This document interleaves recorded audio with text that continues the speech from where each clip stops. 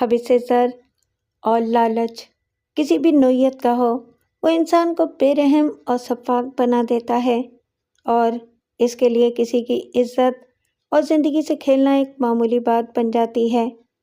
وہ لالچ کے مارے لوگ طاقت و دولت کے بل بوتے پر اپنے شہر کو یا پھر اپنے گاؤں کو اپنی شکار کا سمجھ کر لوگوں کی عزتوں اور جان و مال کا بے دردی سے شکار کرتے ہیں، یہ جانے بغیر کہ وہ اس طرح اللہ کے غیظ و غضب کو آواز دے رہے ہیں۔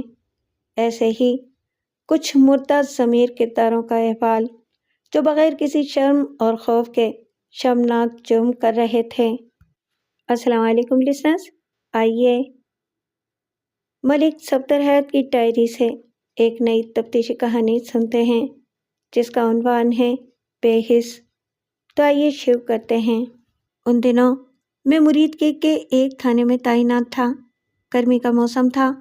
میرے تھانے آتے ہی کانسٹیبل حفیظ میرے پاس آیا اور بولا، ملک صاحب، 3-4 بندے آپ سے ملنے کے لیے آئے ہیں۔ کسی لڑکی کی گمشدگی کا معاملہ ہے۔ دلدار صاحب نے انہیں برآمدے میں بٹھایا ہے اور مجھے آپ کو اطلاع دینے کے لیے اندر بھیجا ہے۔ ہو گئی اطلاع؟ میں نے سرسری انداز میں کہا، اب تم ان لوگوں کو میرے پاس بھیج دو۔ 1 منٹ کے بعد 4 افراد میرے کمرے میں داخل ہوئے۔ ان میں ایک عورت اور 3 مرد تھے۔ عورت کا نام فردوس بی بی معلوم ہوا۔ اس کا شوہر افتخار بھی ساتھ تھا۔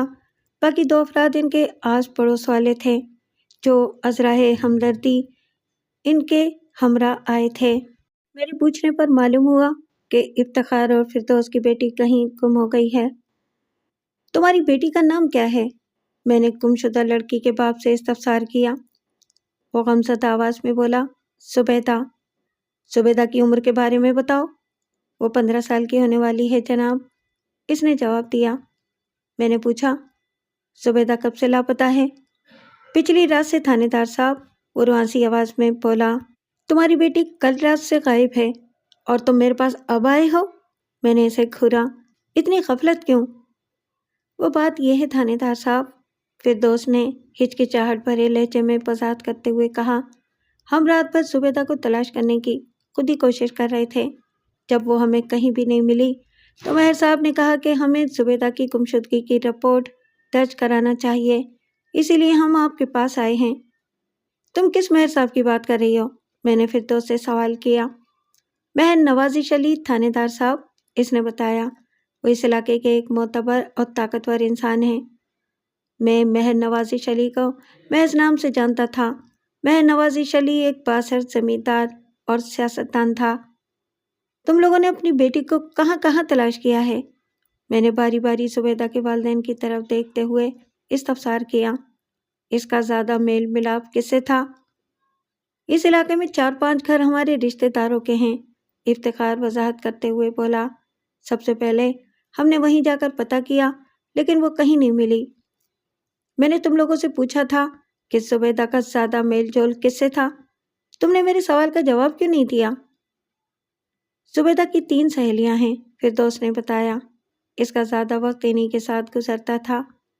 ہم ان تینوں سے پوچھ تاچھ کر چکے ہیں، انہیں کچھ معلوم نہیں ہے۔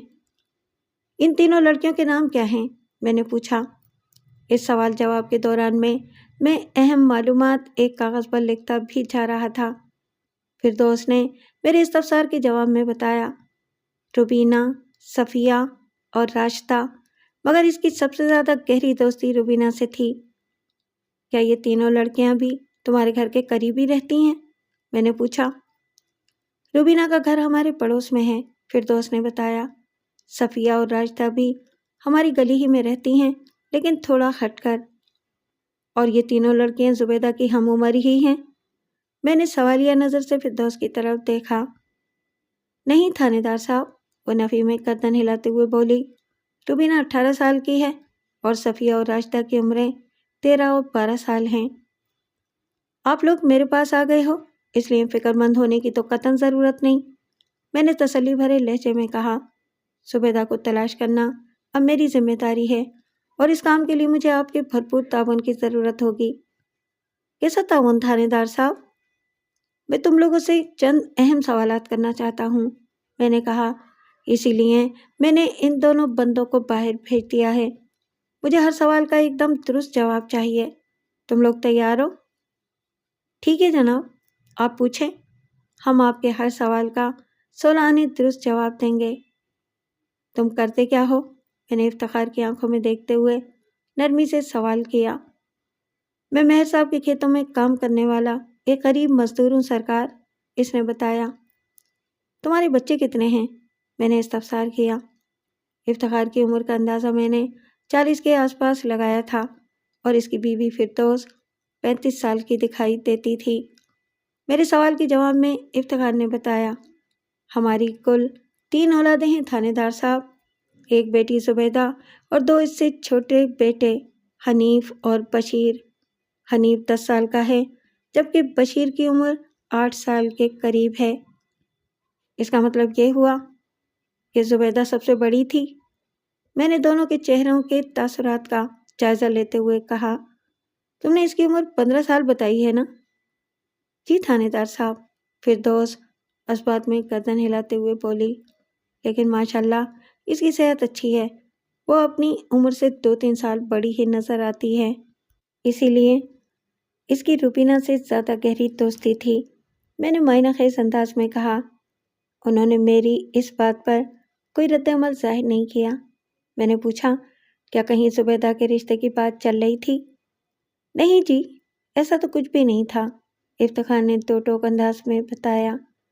میں نے فردوس کے چہرے پر نگاہ جما کر استفسار کیا، کیا زبیدہ گاؤں کے کسی لڑکے کو پسند کرتی تھی؟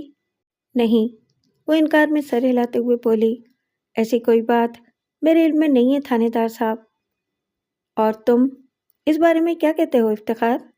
میں نے سوالیہ نظر سے گمشدہ زبیدہ کے باپ کی طرف دیکھا۔ فردوس ٹھیک کہتی ہے سرکار، وہ ٹھہرے ہوئے انداز میں بولا، ہم ایسے کسی معاملے سے واقف نہیں ہیں۔ اور کوئی ایسی خاص بات جو زبیدہ کو ڈھونڈنے میں مددگار ثابت ہو سکے؟ نہیں جی، ہمیں جو پتا تھا وہ سب آپ کو بتا دیا ہے، افتخار نے منت ریز لہجے میں کہا۔ آپ کسی طرح ہماری زبیدہ کو ڈھونڈ نکالیں، اس کی گمشدگی نے ہمارا حال بحال کر رکھا ہے تھانے دار صاحب۔ آخری بات یہ بتا دو کہ تمہاری کسی سے دشمنی وغیرہ تو نہیں ہے؟ نہ جی، فردوس نے جواب دیا، ہمارا ایسا ایک بھی دشمن نہیں جس پر ہم شک کر سکیں، ہمارا تو کبھی کسی سے چھوٹا موٹا جھگڑا بھی نہیں ہوا۔ ٹھیک ہو گیا، میں نے ایک گہری سانس خارج کرتے ہوئے کہا، اب تم دونوں اپنے گھر جاؤ، اگر زبیدہ کی گمشدگی کے حوالے سے کچھ پتہ چلے تو فوراً آ کر مجھے بتانا۔ انہوں نے میری ہدایات پر عمل کرنے کا یقین دلایا اور میں نے تسلی دلاسا دے کر انہیں رخصت کر دیا۔ زبیدہ کے غیاب کے حوالے سے افتخار اور اس کی بیوی فردوس نے مجھے جو معلومات فراہم کی تھیں، ان کی روشنی میں سر دست یہی سمجھ میں آ رہا تھا کہ وہ کسی کے ساتھ بھاگی تھی، نہ اسے اغوا کیا گیا تھا اور نہ ہی اسے کوئی جان لیوا حادثہ پیش آیا تھا۔ بادی النظر میں یہ خاصا پیچیدہ کیس معلوم ہوتا تھا۔ گمشدہ زبیدہ کے والدین کے جانے کے بعد میں نے حوالدار چمن شاہ کو اپنے کمرے میں بلا لیا اور اس معاملے میں پیش قدمی کے لیے لاہے عمل تیار کرنے لگا۔ زبیدہ 17 مئی کی شام سے لاپتہ ہوئی تھی اور 18 مئی کی صبح اس کے والدین میرے پاس تھانے آئے تھے۔ میں نے اسی روز زبیدہ کی تلاش کا کام شروع کر دیا تھا۔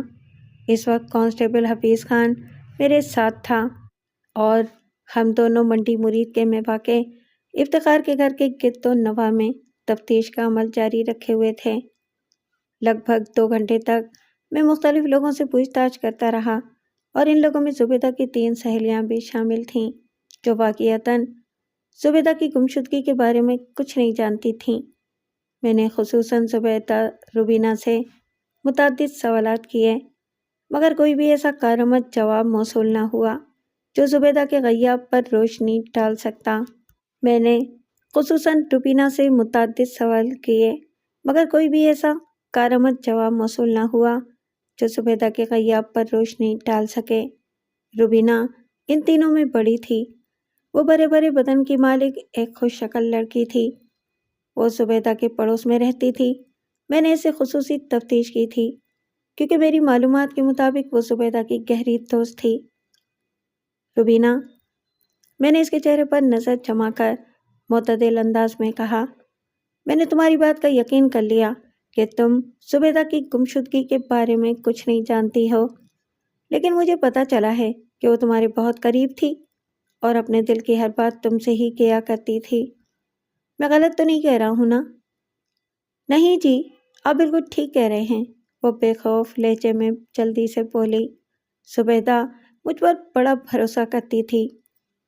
میں نے بدستور اس کی آنکھوں میں دیکھتے ہوئے کریدنے والے انداز میں پوچھا، کیا تم زبیدہ کے کسی ایسے راز سے واقف ہو جسے اس کی گمشدگی کے ساتھ جوڑا جا سکے؟ اس نے الجھن زدہ نظر سے مجھے دیکھا اور اضطراری انداز میں پلکیں جھپکاتے ہوئے بولی، میں سمجھی نہیں تھانے دار صاحب، آپ کس راز کی بات کر رہے ہیں؟ میں نے آواز دبا کر وعینہ خیز انداز میں پوچھا، زبیدہ کا گاؤں کے کسی لڑکے سے کوئی چکر وغیرہ تو نہیں تھا؟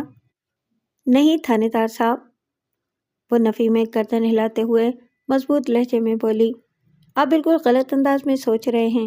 اگر اس کا کسی کے ساتھ پیار محبت کا کوئی معاملہ ہوتا تو اس کے بارے میں سب سے پہلے مجھے بتاتی۔ تم بہت اچھی لڑکی ہو روبینہ، اسی لیے میں تمہاری بات کا یقین کر رہا ہوں، میں نے اسے اعتماد میں لیتے ہوئے کہا، لیکن یہ بھی ایک حقیقت ہے کہ زبیدہ کل شام سے غائب ہے۔ تمہارے خیال میں وہ کہاں جا سکتی ہے؟ میں اس بارے میں بھلا کیا کہہ سکتی ہوں؟ وہ جلدی سے بولی۔ ہاں، اس بات کا مجھے اندازہ ہے کہ وہ خود اپنی مرضی سے کہیں نہیں گئی ہوگی۔ اس نے تمہیں کچھ بتایا؟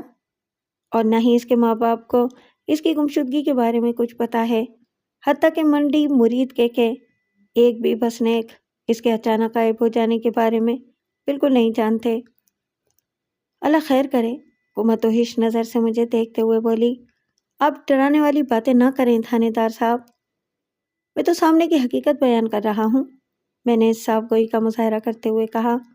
اگر تم چاہتی ہو کہ میں جلد سے جلد زبیدہ کو بازیاب کر لوں تو تمہیں دو باتوں کو دھیان میں رکھنا ہوگا۔ میں نے دانستہ جملہ ادھورا چھوڑا تو وہ بے چینی سے پوچھ بیٹھی، کون سی دو باتیں جی؟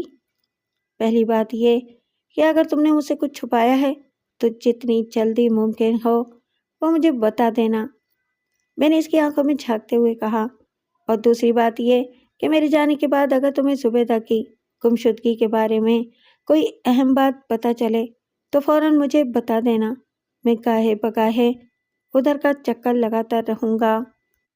پہلی بات تو یہ کہ اگر تم نے مجھ سے کچھ چھپایا ہے تو جتنی جلدی ممکن ہو وہ مجھے بتا دینا، میں نے اس کی آنکھوں میں جھانکتے ہوئے کہا۔ دوسری بات یہ کہ اگر میرے جانے کے بعد تمہیں زبیدہ کی گمشدگی کے بارے میں کوئی اہم بات پتہ چلے تو فوراً مجھے بتا دینا، میں گاہے بگاہے ادھر کا چکر لگاتا رہوں گا۔ سمجھ گئی جی، وہ تعاون آمیز انداز میں سر ہلاتے ہوئے بولی، آپ نے جیسا کہا ہے میں بالکل ویسا ہی کروں گی۔ میں تو خود یہی چاہتی ہوں کہ آپ جلد سے جلد زبیدہ کو ڈھونڈ نکالیں۔ اس کے بعد ہم روبینہ کے گھر سے نکل آئے۔ واپسی کے دوران میں حفیظ خان نے مجھ سے کہا، ہم ابھی تک زبیدہ کا کوئی سراغ نہیں لگا سکے۔ ہاں، تمہاری بات اس حد تک درست ہے کہ اس کیس کا دوسرا سرا ابھی تک ہماری نگاہوں سے اوجھل ہے، لیکن ایسا ہمیشہ نہیں رہنا والا حفیظ خان، میں نے سمجھانے والے انداز میں کہا۔ اپنی منزل تک رسائی حاصل کرنے کے لیے یقین محکم اور عمل پہم سے کام لینا پڑتا ہے، جس کے لیے انسان کے اندر ہمت، عزم اور برداشت کا ہونا ضروری ہے۔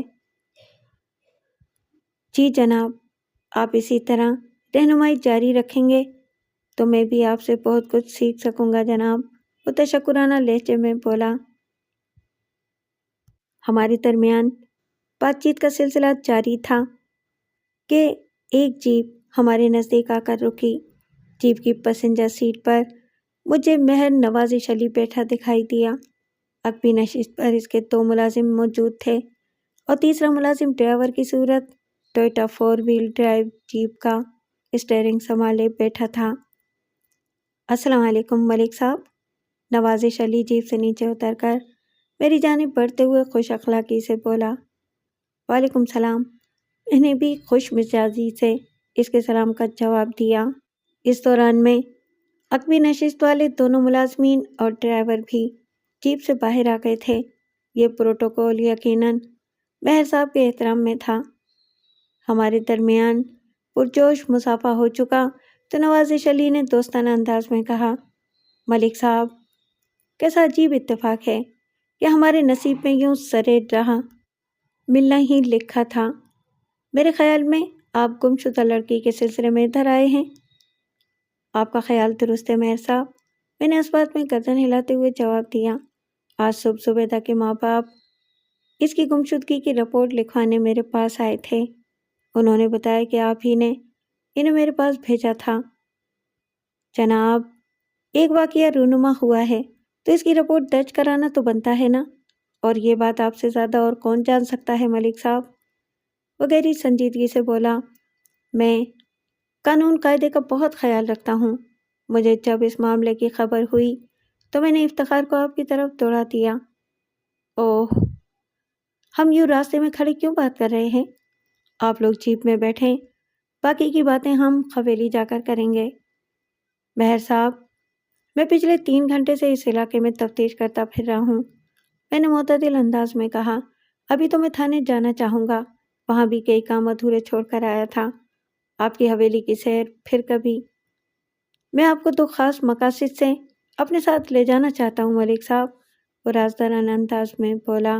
میں نے چونک کر اس کی طرف دیکھا اور کہا، میں سمجھا نہیں مہر صاحب، آپ کن 2 مقاصد کا ذکر کر رہے ہیں جناب؟ یہ دوپہر کے کھانے کا وقت، وہ ٹھوس انداز میں بولا۔ میں اپنے چند مہمانوں کے ساتھ ناروال کی طرف گیا ہوا تھا اور ابھی ادھر ہی سے آ رہا ہوں واپس، اور یقین کریں مجھے بہت زور کی بھوک لگ رہی ہے۔ یہ تو ممکن ہی نہیں کہ آپ میرے غریب خانے کے قریب ہوں اور میں عین کھانے کے وقت آپ کو کچھ کھلائے پلائے بغیر ہی جانے دوں۔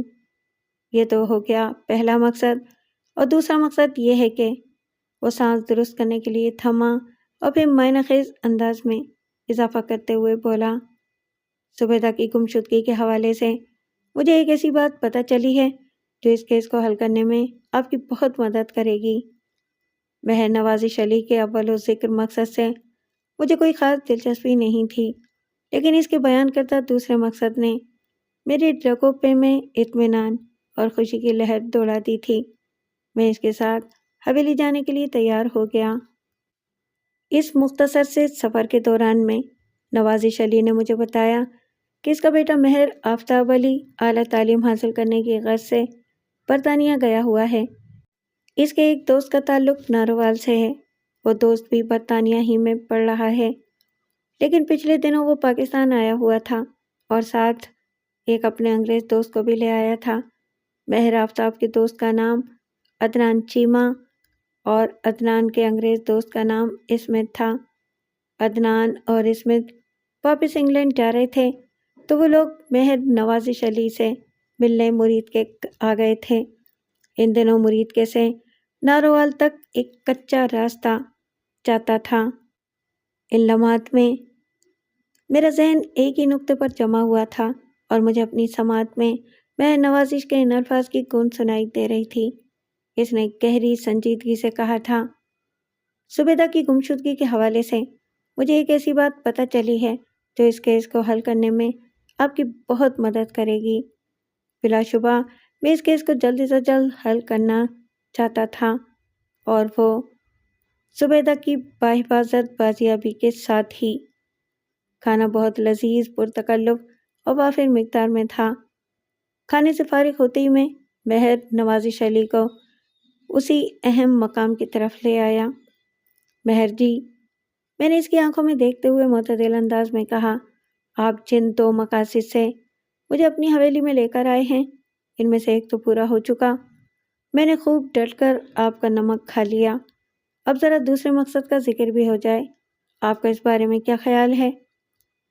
بہت نیک خیال ہے ملک صاحب، وہ زیر لب مسکراتے ہوئے بولا۔ پھر اس نے اپنے ایک ملازم کو آواز دی، اور صدیق، ذرا شوکے کو میرے پاس بھیج۔ پھر وہ میری طرف متوجہ ہو گیا اور گہری سنجیدگی سے کہنے لگا، ملک صاحب، کل شام میں زبیدہ کا باپ روتے ہوئے میرے پاس آیا تھا۔ افتخار میرے کھیتوں پر کام کرتا ہے، میں نے زبیدہ کی گمشدگی کی کہانی اس کی زبانی سنی اور اسے مشورہ دیا کہ وہ صبح تھانے جا کر اس واقعے کی باقاعدہ رپورٹ درج کرائے، اور آپ جانتے ہیں اس نے ایسا کیا بھی۔ لیکن رات گئے ایک ایسی بات میرے علم میں آئی جو زبیدہ والے معاملے پر روشنی ڈال سکتی ہے۔ ایسی کون سی بات ہے مہر جی؟ میں نے سرسراتی ہوئی آواز میں استفسار کیا۔ میرے ایک بااعتماد ملازم شوکت علی عرف شوکا نے مجھے بتایا کہ اس نے پچھلے سے پہر زبیدہ اور خالد بھٹی کو لاری اڈے پر کھڑے باتیں کرتے دیکھا تھا۔ ایسا محسوس ہوتا تھا وہ مرید کے سے باہر کہیں جانے کا ارادہ رکھتے ہوں۔ میں نے شوکے کو اسی لیے یہاں بلایا ہے کہ آپ براہ راست اس سے بات کر سکیں۔ یہ خالد بھٹی کون ہے؟ میں نے اضطراری لہجے میں سوال کیا۔ مہر نوازش کے انکشاف نے میرے دماغ میں کھلبلی مچا دی تھی۔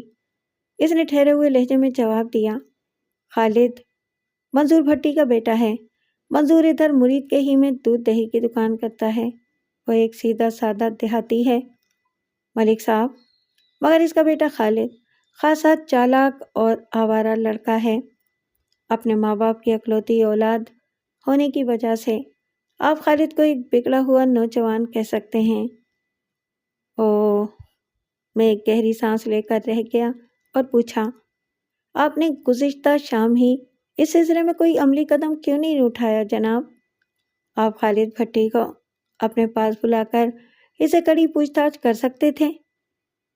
بجا فرمایا آپ نے ملک صاحب، وہ تائیدی انداز میں گردن ہلاتے ہوئے بولا، مجھے بالکل ایسا ہی کرنا چاہیے تھا، مگر افسوس کہ گھریلو مصروفیت کی وجہ سے اس طرح میرا دھیان نہیں گیا تھا۔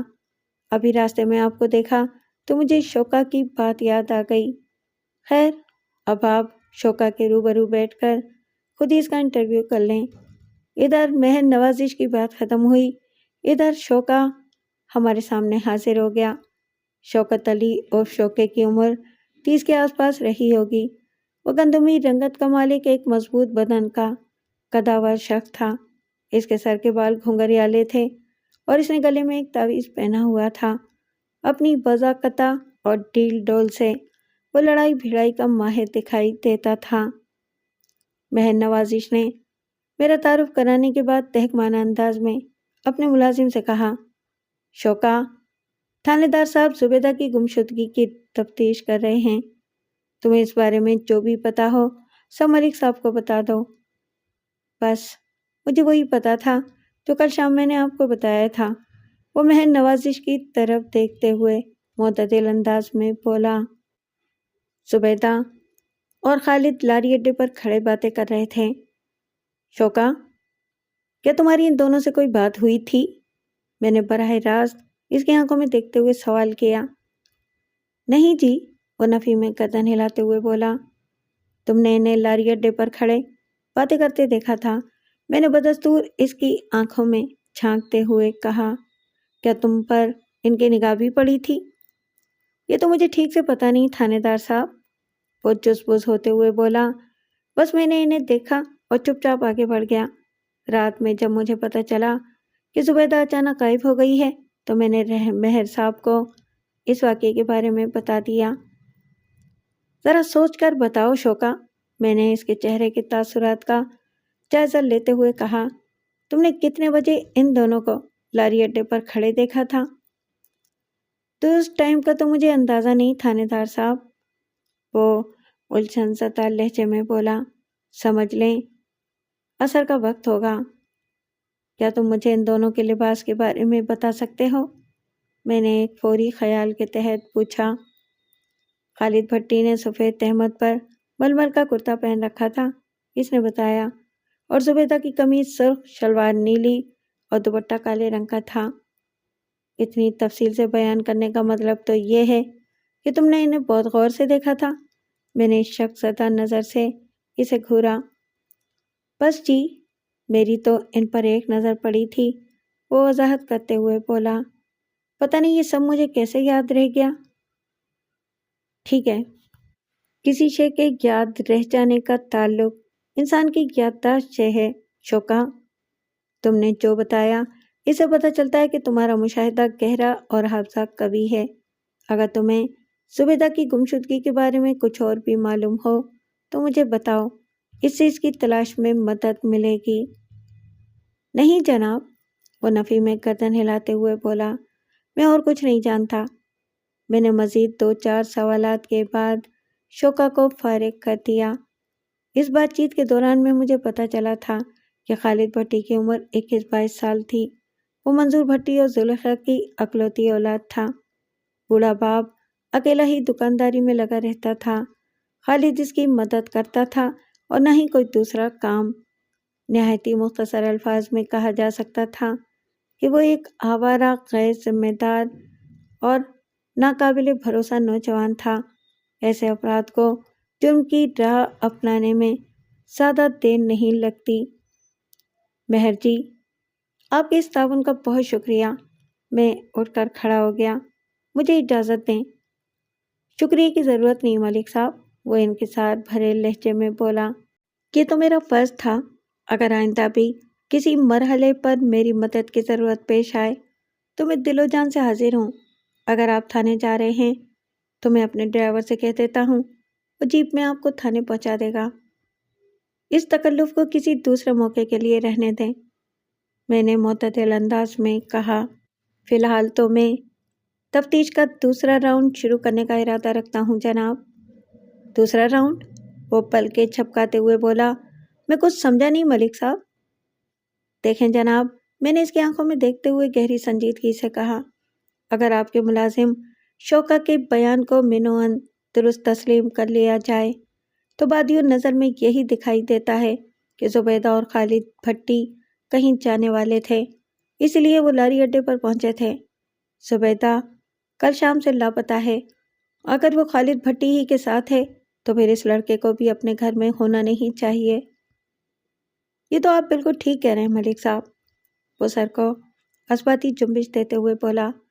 اگر میرا اندازہ غلط نہیں تو آپ منظور بھٹی کے گھر کا رخ کرنے والے ہیں۔ آپ کا اندازہ درست ہے مہر جی، میں نے مضبوط لہجے میں کہا۔ اسی رخ کو میں نے دوسرے راؤنڈ کا نام دیا ہے۔ میری نیک خواہشات آپ کے ساتھ ہیں، وہ پرخلوص لہجے میں بولا۔ اگر اس مشن میں کسی بھی مرحلے پر میری مدد کی ضرورت پیش آ جائے تو آپ مجھے ہر نوعیت کے تعاون کے لیے حاضر پائیں گے۔ میں نے تہہ دل سے ایک مرتبہ پھر مہر نوازش علی کا شکریہ ادا کیا اور اس کی حویلی سے نکل کر منظور بھٹی کی دکان کی جانب بڑھ گیا۔ شوکا نے مجھے منظور بھٹی کی دکان اور مکان کا ایڈریس اچھی طرح سمجھا دیا تھا، لہٰذا وہاں تک رسائی حاصل کرنے میں مجھے کسی دقت یا دشواری کا سامنا نہیں کرنا پڑا تھا۔ جب ہم وہاں پہنچے تو منظور بھٹی اپنی دکان پر موجود تھا۔ السلام علیکم بھٹی صاحب، میں نے اس کے نزدیک پہنچ کر پر اخلاق لہجے میں کہا۔ اس نے اپنی جگہ سے کھڑے ہو کر بڑے ادب سے میرے سلام کا جواب دیا، پھر ایک جھاڑن نما کپڑے سے جو بھی بینچ کو صاف کرنے کے بعد بولا، ست بسم اللہ تھانے دار صاحب، تشریف رکھیں، حکم کریں، میں آپ کی کیا خدمت کروں؟ منظور بھٹی، میں سچ بولنے اور سچ سننے کا عادی ہوں، میں نے اس کے چہرے پر نگاہ جماتے ہوئے کہا۔ اگر تمہیں میری خدمت کرنے کا شوق ہے تو میں جو بھی سوال کروں اس کا درست جواب دینا، سمجھ گئے نا میں کیا کہہ رہا ہوں؟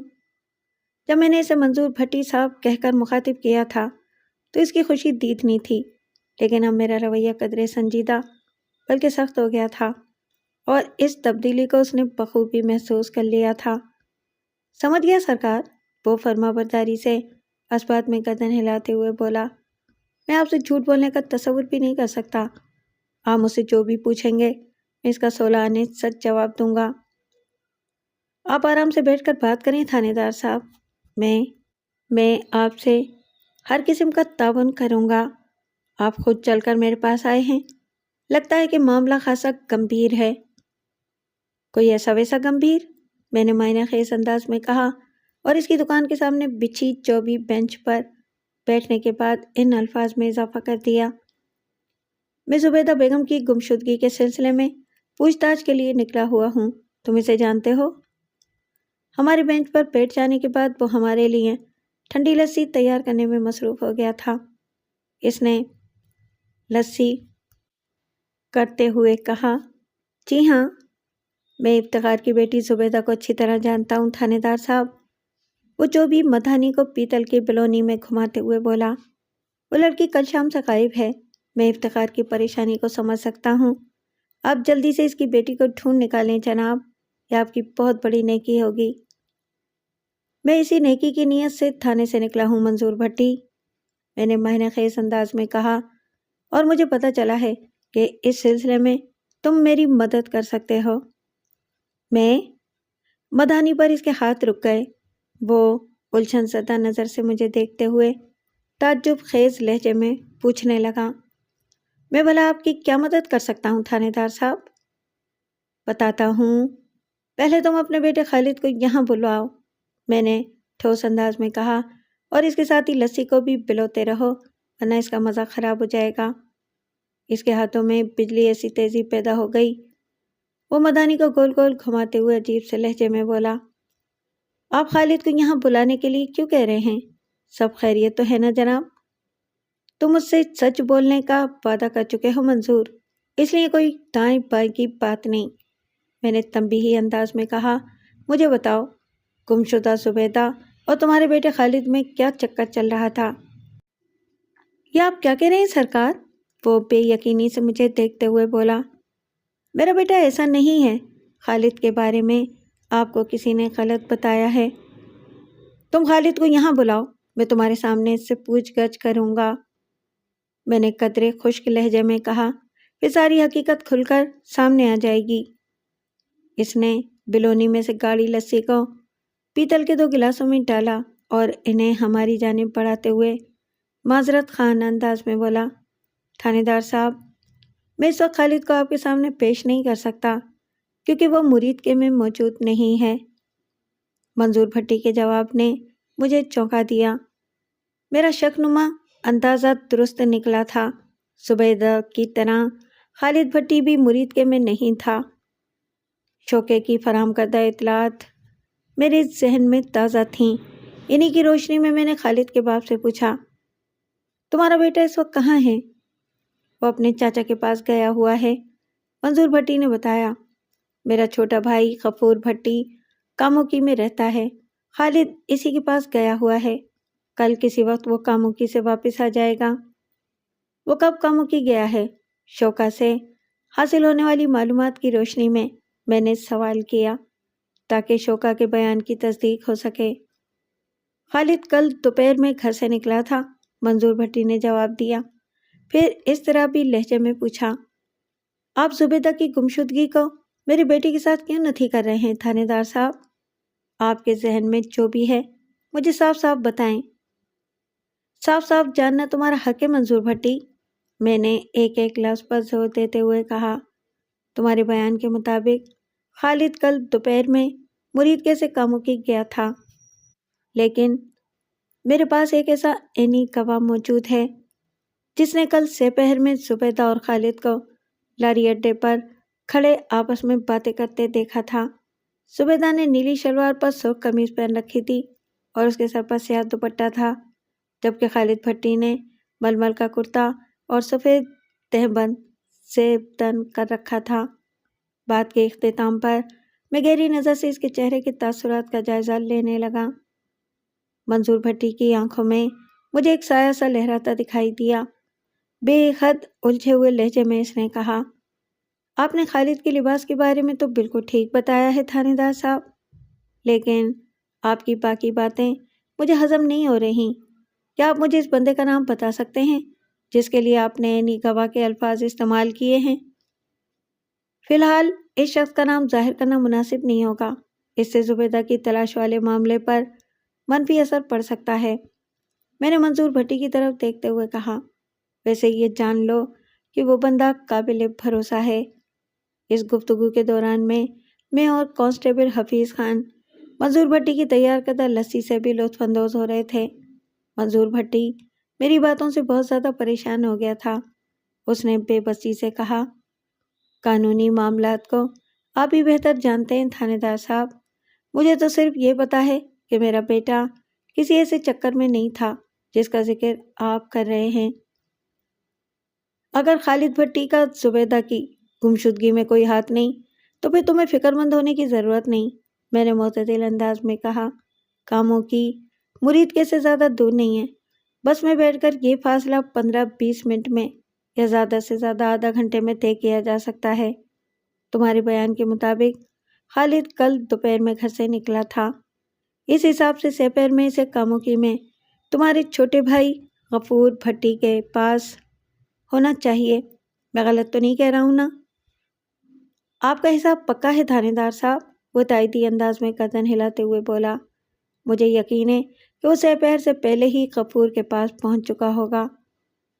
پولیس لوگوں کے بیانات ہی نہیں، ان کے یقین کو بھی چیک کرنا ضروری سمجھتی ہے، میں نے واضح الفاظ میں کہا۔ لہٰذا میں اپنے کسی بندے کو آج ہی کاموں کی بھیج کر تمہارے یقین کی تصدیق ضرور کروں گا۔ مجھے بتاؤ تمہارا بھائی کاموں کی میں کہاں رہتا ہے اور وہ کرتا کیا ہے؟ منظور بھٹی نے اپنے چھوٹے بھائی کے گھر اور دکان کا پتہ بتانے کے بعد کہا، غفور کی مٹھائی کی دکان پورے کاموں کی میں مشہور ہے، آپ کو تلاش کرنے میں کوئی دقت نہیں ہوگی۔ میں نے منظور بھٹی اور اس کی تیار کردہ دل بہار مزیدار لسی کا شکریہ ادا کیا اور ان الفاظ کے ساتھ وہاں سے رخصت ہو گیا۔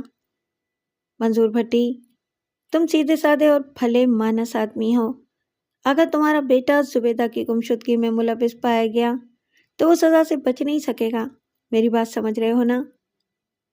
مجھے پورا یقین ہے کہ خالد ایسی حرکت نہیں کر سکتا، وہ بڑے اعتماد سے بولا۔ میں جانتا ہوں کہ وہ لاؤبالی، غیر ذمہ دار اور نکھٹو ہے، مگر ایسے سنگین جرم کی میں اس سے امید نہیں رکھتا۔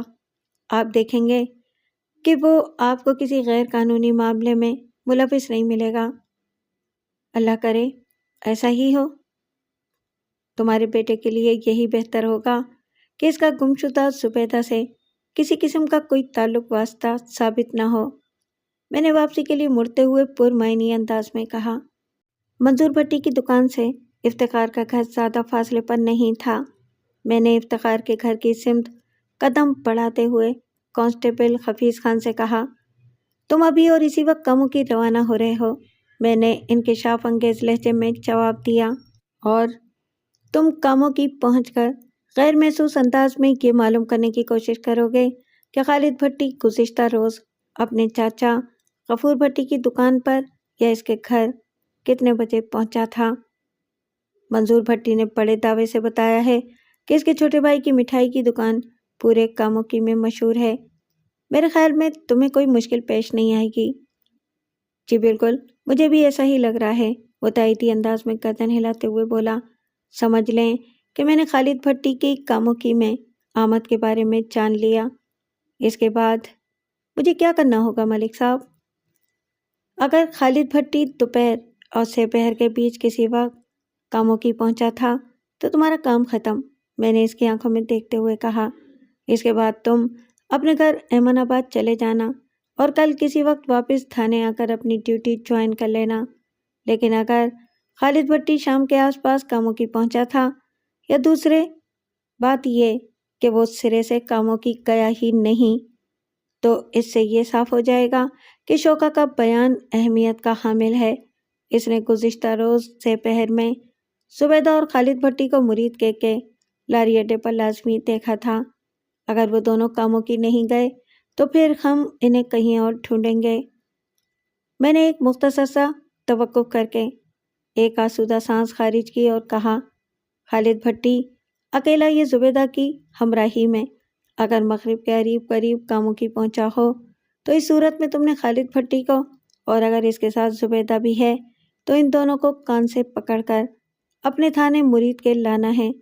اس سلسلے میں تم کاموں کی پولیس چوکی سے ہر قسم کی مدد لے سکتے ہو، میں تمہیں فری ہینڈ دے رہا ہوں۔ اس نے مجھے سلوٹ مارا اور تیزی سے لاری اڈے کی جانب قدم اٹھانے لگا۔ میں نے گمشدہ زبیدہ کے گھر کی سمت چلنا شروع کر دیا۔ زبیدہ کا غمزدہ باپ افتخار مجھے اپنے گھر کے دروازے پر ہی مل گیا۔ اس وقت سپہر صبح خرامی سے شام کی طرف رواں تواں تھی، سورج اگرچہ ڈھلائی پر تھا تاہم تپش اور حبس میں کوئی خاص کمی پاکے نہیں ہوئی تھی۔ افتخار نے مجھے سلام کیا اور اسمی علیک سلیک کے بعد گلوگیر آواز میں پوچھا، تھانے دار صاحب، میری زبیدہ کا کچھ پتہ چلا؟ میں زبیدہ کی تلاش ہی میں نکلا ہوا ہوں، میں نے جواب دیا۔ وہ میرے لیے بھی ایک بیٹی ہی جیسی ہے، تم فکر نہ کرو، میں جلد سے جلد اسے ڈھونڈ نکالوں گا۔ یہ تو آپ کا بڑا پن ہے تھانے دار صاحب، جو میری زبیدہ کو اپنی بیٹی کی طرح سمجھ رہے ہیں۔ وہ عقیدت بھری نظر سے مجھے دیکھتے ہوئے بولا، آپ کی باتوں سے بہت حوصلہ ملتا ہے، میں یقین سے کہہ سکتا ہوں کہ آپ زبیدہ کو تلاش کرنے میں ضرور کامیاب ہو جائیں گے۔ انشاءاللہ، میں نے پورے تیقن کے ساتھ کہا، پھر ان الفاظ میں اضافہ کر دیا، تفتیش کے دوران میں مجھے کچھ اہم باتیں پتہ چلی ہیں، لیکن یوں گلی میں کھڑے ہو کر گفتگو کرنا ٹھیک نہیں۔ کیا تمہارے گھر میں بیٹھنے کی کوئی جگہ ہے؟ جی ضرور، وہ اس بات میں گردن ہلاتے ہوئے بولا۔ میں بیٹھک کا دروازہ کھولتا ہوں، آپ اندر آ جائیں۔ چند سیکنڈ کے بعد میں گمشدہ زبیدہ کے گھر میں بیٹھا تھا۔ افتخار کی بیوی فردوس میرے لیے گڑ کا ٹھنڈا شربت بنا لائی۔ زبیدہ سے چھوٹے اس کے 2 بھائی تھے، حنیف اور بشیر۔ افتخار نے ان دونوں بچوں کو کھیلنے کے لیے گھر سے باہر بھیج دیا۔ اب میں سکون کے ساتھ زبیدہ کے والدین سے بات کر سکتا تھا۔ میں نے صبح تھانے میں تم دونوں سے پوچھا تھا کہ زبیدہ کا کسی لڑکے سے کوئی چکر وغیرہ تو نہیں تھا؟ میں نے باری باری ان کی آنکھوں میں دیکھتے ہوئے کہا، اور تم نے جواب میں مجھے کچھ بھی نہیں بتایا تھا۔ ہم نے آپ سے کوئی غلط بیانی نہیں کی سرکار، افتخار نے لجاجت بھرے لہجے میں کہا۔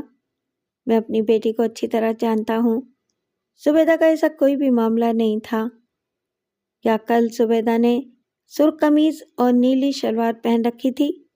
میں نے ٹھہرے ہوئے لہجے میں استفسار کیا۔ اور اس کے دوپٹے کا رنگ کالا تھا؟ جی بالکل، آپ اس کے لباس کے بارے میں بالکل ٹھیک بتا رہے ہیں، فردوس نے اضطراری انداز میں کہا۔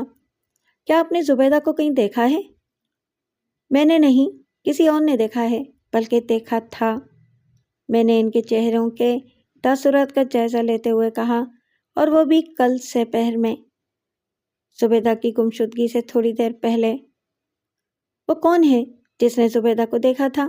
افتخار نے بے تابی سے سوال کیا۔ میری بیٹی اس بندے کو کہاں نظر آئی تھی؟ اس عینی شاہد کا نام سر دست ظاہر کرنا ٹھیک نہیں ہوگا، میں نے حتمی لہجے میں کہا۔ اس بندے نے کل سپہر میں زبیدہ کو مرید کے لاری اڈے پر کھڑے دیکھا تھا، اور وہ ایک جوان لڑکے سے باتیں کر رہی تھی۔ ایسا محسوس ہوتا تھا کہ وہ دونوں کسی بس میں بیٹھ کر کہیں جانے کا ارادہ رکھتے ہوں۔ وہ لڑکا کون تھا؟ فردوس نے فکر مندی سے پوچھا۔ منظور بھٹی، دودھ دہی والے کا اکلوتا بیٹا خالد بھٹی، میں نے انکشاف انگیز لہجے میں جواب دیا۔ اوہ، افتخار ایک بوجھل سانس خارج کر کے رہ گیا۔ فردوس نے پروسوک اور بلند آواز میں کہا، یہ نہیں ہو سکتا، خالد بھٹی ایک لوفر اور آوارہ لڑکا ہے، اور یہ بات یہاں سب کو پتہ ہے۔ میری بیٹی اس کمینے کے ساتھ گھر سے بھاگ نہیں سکتی۔ جس بندے نے آپ کو یہ رپورٹ دی ہے، اسے ضرور کوئی مغالطہ یا غلط فہمی ہوئی ہوگی۔ اس نے خالد بھٹی کے ساتھ کسی اور لڑکی کو دیکھا ہوگا۔ میری زبیدہ سیدھی سادھی ضرور ہے، مگر اتنی بھی بے وقوف نہیں کہ وہ خالد بھٹی جیسے آوارہ لڑکے کی باتوں میں آ جائے۔ اگر زبیدہ اور خالد کے درمیان اس نوعیت کا کوئی تعلق ہوتا تو روبینہ سے چھپ نہیں سکتا تھا۔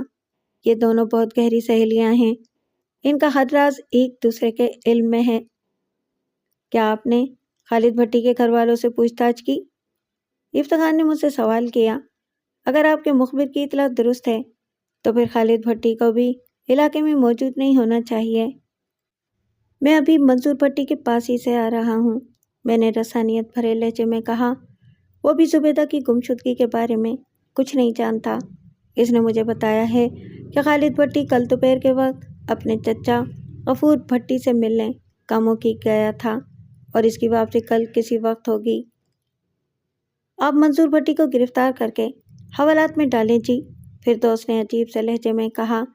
اسی کی غفلت نے خالد بھٹی کو بگاڑا ہے۔ اگر خالد بھٹی میری زبیدہ کی گمشدگی میں ملوث ہے تو اپنے باپ کی گرفتاری کے بعد وہ ضرور سامنے آئے گا۔ پھر آپ اس پر سختی کر کے یہ پتہ لگا سکتے ہیں کہ اس نے زبیدہ کو کہاں غائب کیا ہے۔ فردوس بی بی، میں تمہارے درد کو سمجھ سکتا ہوں، میں نے معتدل انداز میں کہا۔ تم نے مجھے جو مشورہ دیا ہے میں دل سے اس کی قدر کرتا ہوں، مگر میرا کام کرنے کا اپنا ایک طریقہ ہے۔ اگر بغیر کسی ثبوت کے میں لوگوں کو گرفتار کر کے اپنے تھانے کی حوالات میں بھرنے لگوں تو ہفتہ 10 دن میں اس آہنیز سلاخوں والے کمرے میں دل دھرنے کی جگہ نہیں ہوگی۔ ویسے میں تم دونوں کی تسلی کے لیے بتا دوں کہ میں نے اپنا ایک بندہ کاموں کی روانہ کر دیا ہے تاکہ وہ منظور بھٹی کے بیان کی تصدیق کر سکے۔ اگر زبیدہ کی گمشدگی میں خالد بھٹی کا ہاتھ ہے تو وہ نالائق اسے بچ نہیں پائے گا۔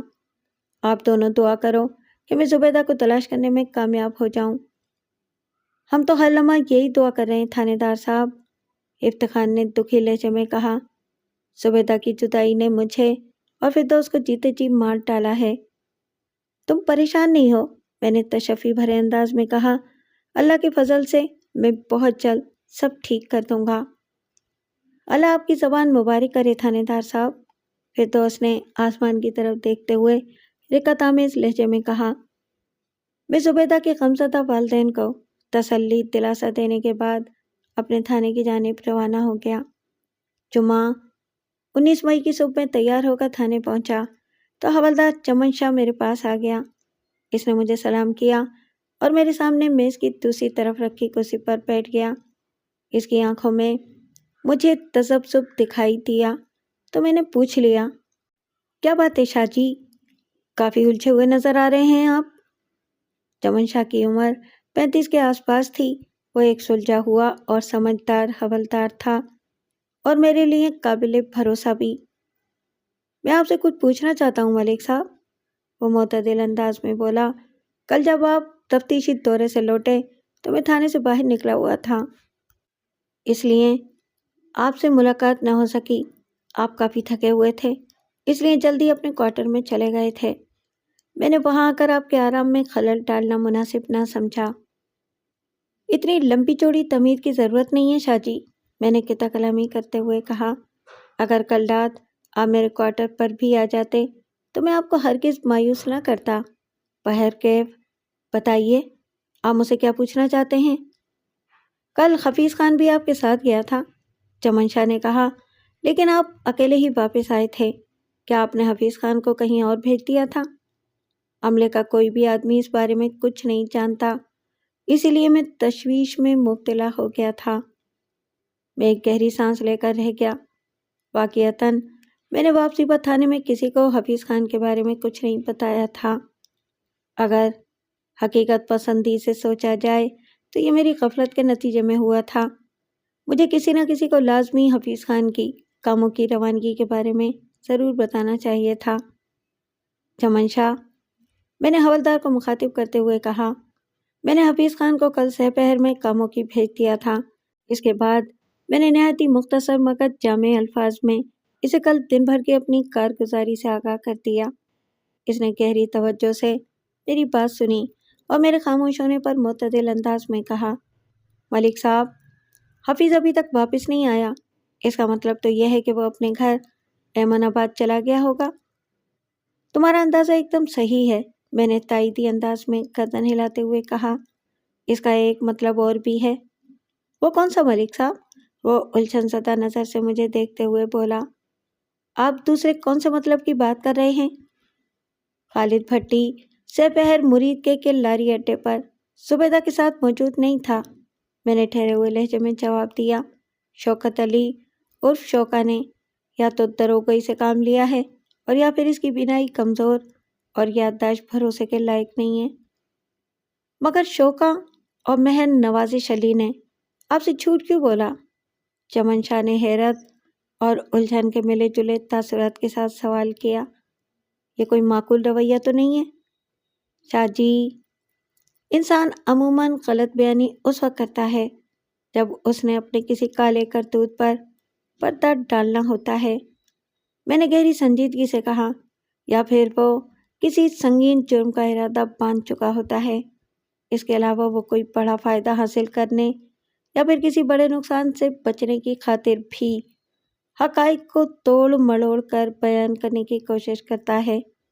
اگر شوکا نے دیدہ دانستہ ایسا کیا ہے تو آگے چل کر اسے بھی شامل تفتیش کرنا پڑے گا۔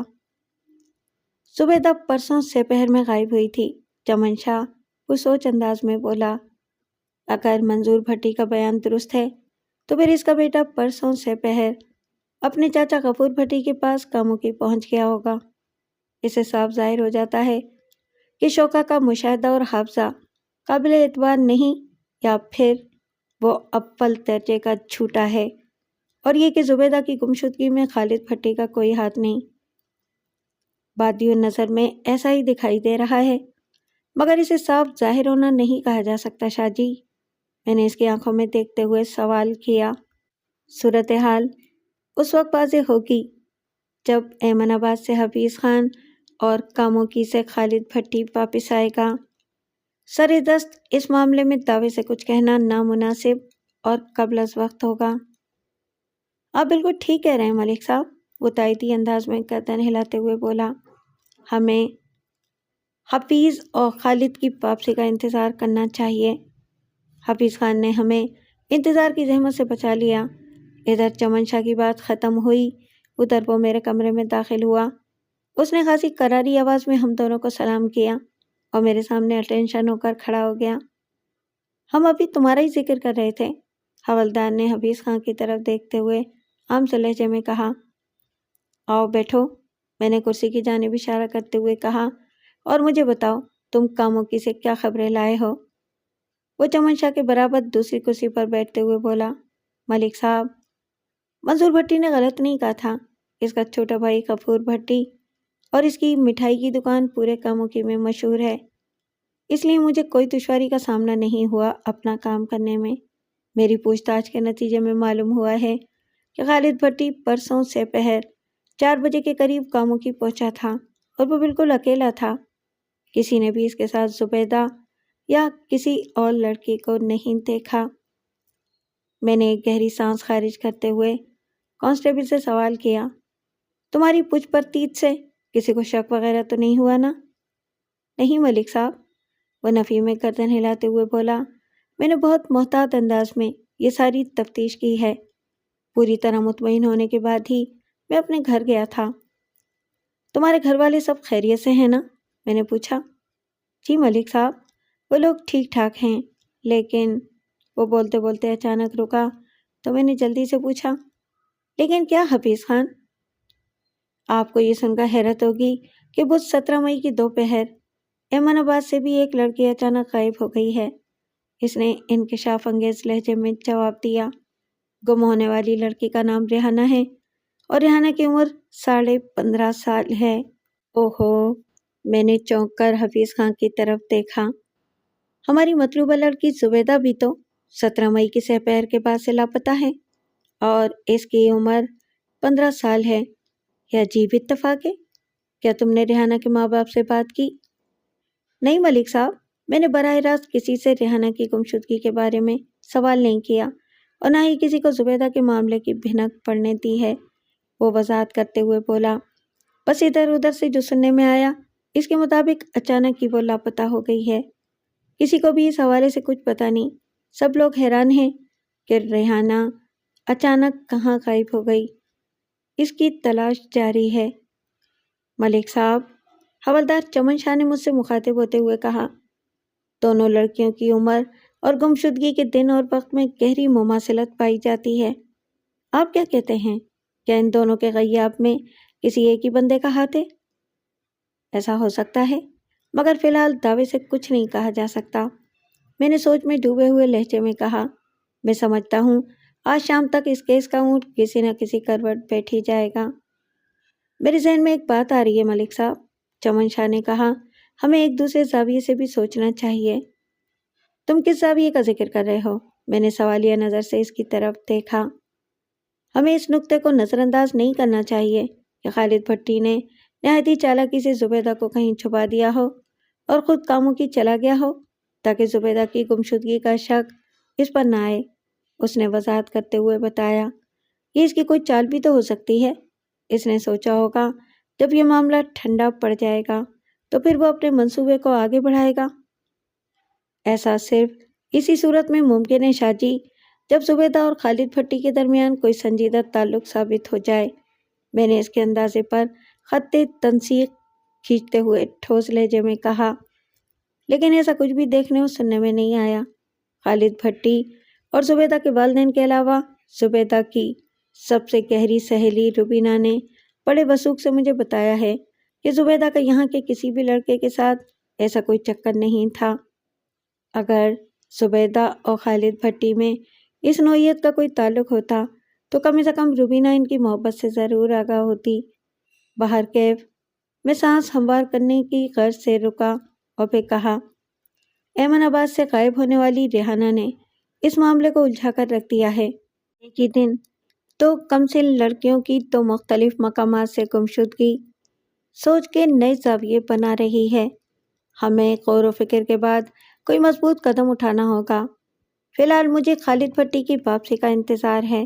حفیظ، تم ایک کام کرو، میں نے نوجوان کانسٹیبل کی طرف دیکھتے ہوئے کہا، کچھ ایسا بندوبست کرو کہ خالد بھٹی جیسے ہی مرید کے پہنچے تم اسے گھر پہنچنے سے پہلے پکڑ کر میرے پاس لے آؤ۔ سمجھ گیا ملک صاحب، وہ جوش بھرے مؤدب لہجے میں بولا۔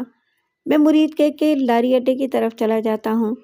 میں کاموکی کی جانب سے آنے والی ہر بس اور ویگن پر گہری نظر رکھوں گا۔ خالد بھٹی جیسے ہی نیچے اترے گا میں اسے اپنے ساتھ تھانے لے آؤں گا۔ ہاں یہ ٹھیک ہے، میں نے تائیدی انداز میں گردن ہلاتے ہوئے کہا۔ تو تم فوراً لاری اڈے روانہ ہو جاؤ۔ وہ ایک جھٹکے سے اٹھ کر کھڑا ہو گیا اور مجھے سلوٹ کرنے کے بعد کمرے سے رخصت ہو گیا۔ اس کے جانے کے بعد حوالدار نے مجھ سے کہا، ملک صاحب، آپ اس لڑکے پر کچھ زیادہ ہی بھروسہ نہیں کرنے لگے؟ اس کے لہجے سے شکایت چھلکتی تھی۔ کہیں ایسا نہ ہو کہ اتنا تیز دوڑنے سے یہ منہ کے بل گرے اور خود کو پوری طرح زخمی کر بیٹھے۔ شاہ جی، آپ نے سنا ہوگا کہ گرتے ہیں شاہ سوار ہی میدان جنگ میں نے اس کی آنکھوں میں دور تک جھانکتے ہوئے کہا، میں نے حفیظ کے اندر کچھ کر گزرنے کا جذبہ دیکھا ہے۔ مجھے امید ہے کہ اس بھاگ دوڑ میں وہ ضرور کامیاب ہوگا۔ چمن شاہ کے چہرے کے تاثرات سے ظاہر ہو رہا تھا کہ حفیظ کے حوالے سے اسے میرے حمایتی کلمات بالکل پسند نہیں آئے تھے۔ تاہم میرے خاموش ہونے پر اس نے معتدل انداز میں کہا، میرے لیے کیا حکم ہے ملک صاحب؟ آپ کے لیے بھی بہت سارا کام نکلنے والا ہے شاہ جی، میں نے معنی خیز انداز میں کہا، بس تھوڑا انتظار۔ وہ اس بات میں سر ہلا کر رہ گیا۔ شام سے تھوڑی دیر پہلے حفیظ خان خالد بھٹی کو لے کر آ گیا۔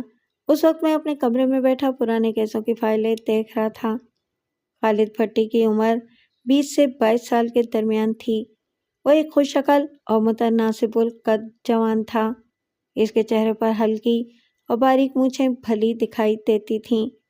لباس کے اندر اس کا بدن اس بات کا اعلان کر رہا تھا کہ وہ کثرت کا عادی تھا۔ حفیظ خان، تم جاؤ اور شاہ جی کو میرے پاس بھیج دو، میں نے کانسٹیبل سے کہا۔ وہ اوکے سر کہتے ہوئے کمرے سے نکل گیا۔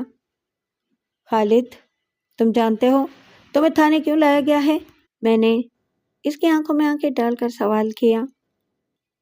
پولیس اور تھانے کی اپنی ایک مخصوص دہشت ہوتی ہے، اور یہ دہشت اس کی آنکھوں میں صاف نظر آ رہی تھی۔ اس نے میرے استفسار کے جواب میں کہا، نہیں تھانے دار صاحب، میں نے ایسا کوئی جرم نہیں کیا کہ مجھے تھانے آنا پڑے۔ میں لاری اڈے سے لے کر یہاں تک آپ کے سپاہی سے اس بارے میں پوچھتا رہا ہوں، لیکن اس اللہ کے بندے نے میرے ایک سوال کا جواب نہیں دیا۔ آپ ہی بتائیں جناب، آخر میرا قصور کیا ہے؟ وہ تھانے لائے جانے پر حد درجہ بوکھلایا ہوا ضرور تھا، مگر اس کی آنکھوں میں یا چہرے پر مجھے ایسا کچھ بھی دکھائی نہیں دیا جس سے یہ نتیجہ اخذ کیا جائے کہ زبیدہ کی گمشدگی میں اس کا ہاتھ تھا۔ لیکن میں اس کے تاثرات کی بنا پر اسے بے گناہ نہیں سمجھ سکتا تھا۔ عین ممکن ہے کہ وہ میری توقع سے زیادہ ہوشیار اور مضبوط اعصاب کا مالک ہو۔ اس دوران میں حوالدار چمن شاہ خالد بھٹی کے عقب میں آ کر کھڑا ہو چکا تھا۔ میں نے خالد کے چہرے پر نگاہ جما کر ٹٹولنے والے انداز میں کہا، مجھے پتہ چلا ہے مرید کے کی کسی لڑکی کے ساتھ تمہارا عشق پیچان چل رہا ہے۔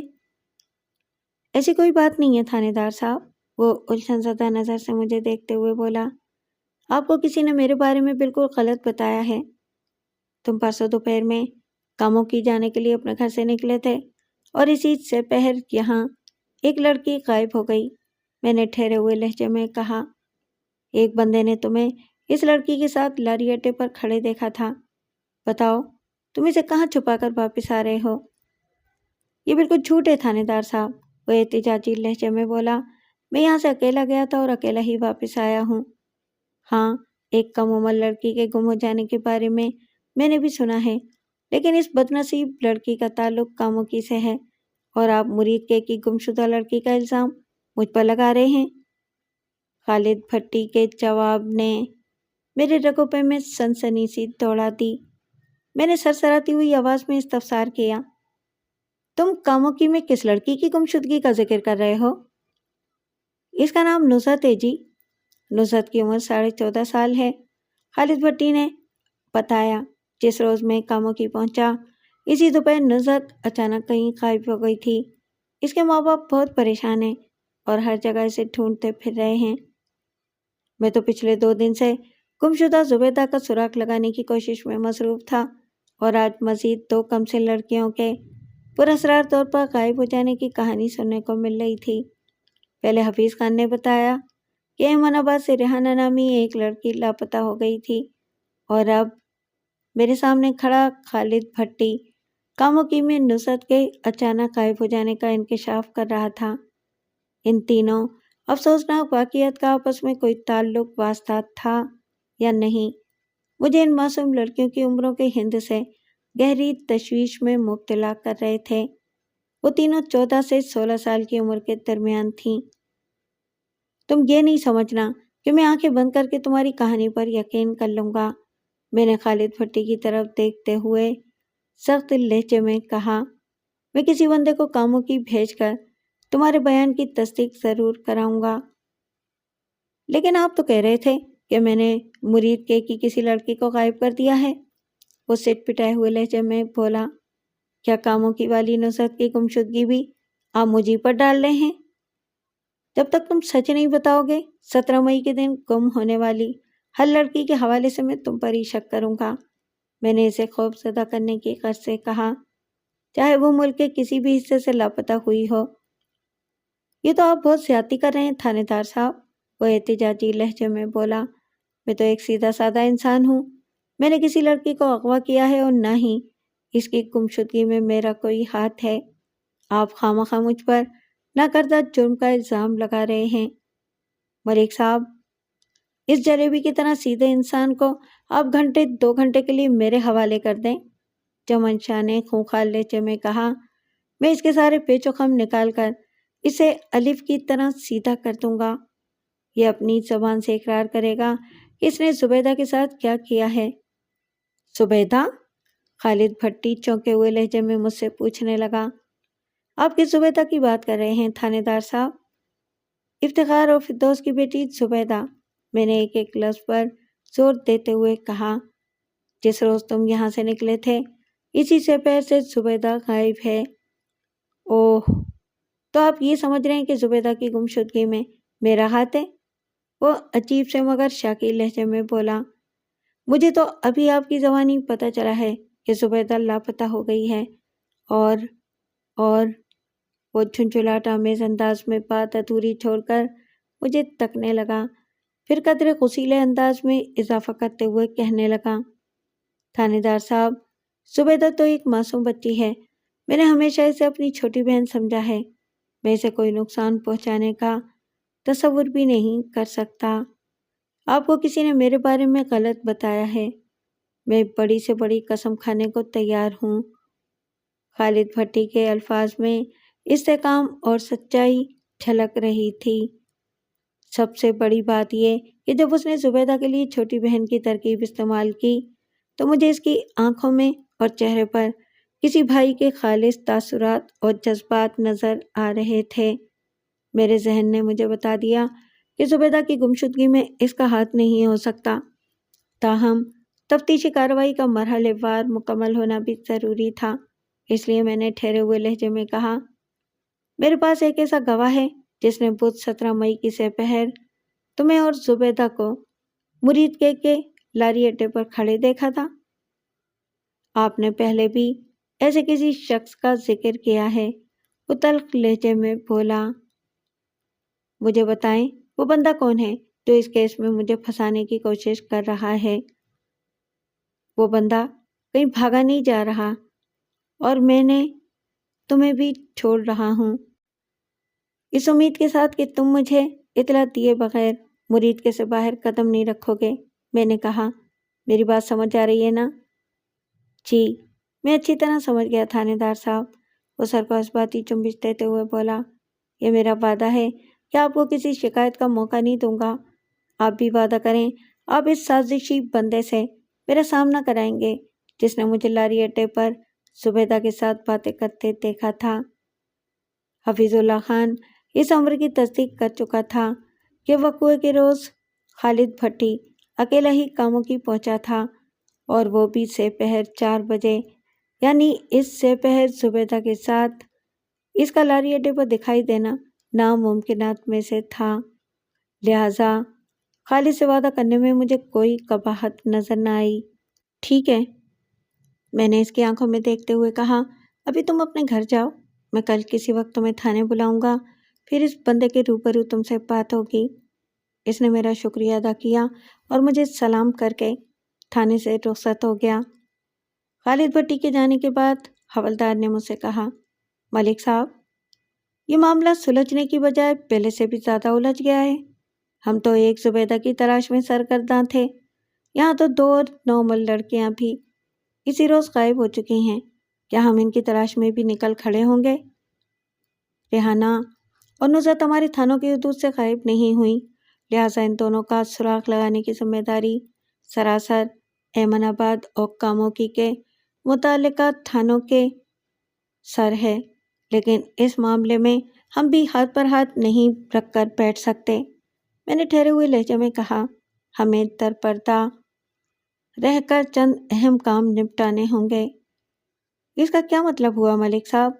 چمن شاہ الجھن زدہ نظر سے مجھے دیکھتے ہوئے بولا، اس خفیہ کارروائی سے آپ کی کیا مراد ہے؟ ہمیں پتہ لگانا ہوگا کہ نصرت اور ریحانہ کی گمشدگی کن حالات کا نتیجہ ہے۔